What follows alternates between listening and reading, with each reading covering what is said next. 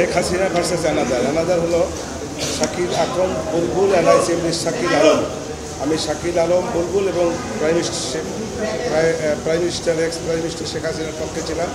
Content করে আমি আমার বক্তব্য প্লেস করেছি।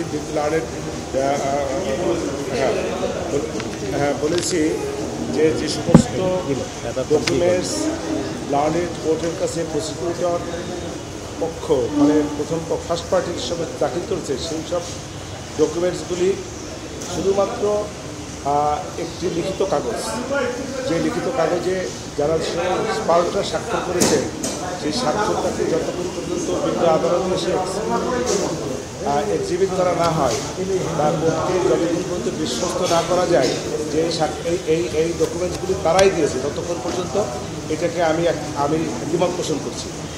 লার্নেড কোর্ট তারপরে বিপরীতে বলেছে যে এটা ক্রিমিনাল প্রসিডিওর বিষয়, এখানে এইটা প্রযোজ্য হবে না, এটা বলেছে। তৎপরবর্তীতে আমি আরও বলেছি যে বিভিন্ন পত্রিকায় এটা একটা ইথারের মাধ্যমে এই বক্তব্যগুলো এসছে। এই যে বক্তব্যগুলি যে ইথারের মাধ্যমে এসছে, এইগুলির মধ্যে বিভিন্ন পত্রিকায় বিভিন্ন রকমের কথা এসছে। এই যে ডিসক্রিমিনেশন আছে, এই ডিসক্রিমিনেশনের কারণে এটার সঙ্গে আমি দ্বিমত পোষণ করেছি এবং এই যে রাষ্ট্রপক্ষের যে আনিত অভিযোগ সেটার সঙ্গে আমি দ্বিমত পোষণ করে বক্তব্য প্রদান করেছি।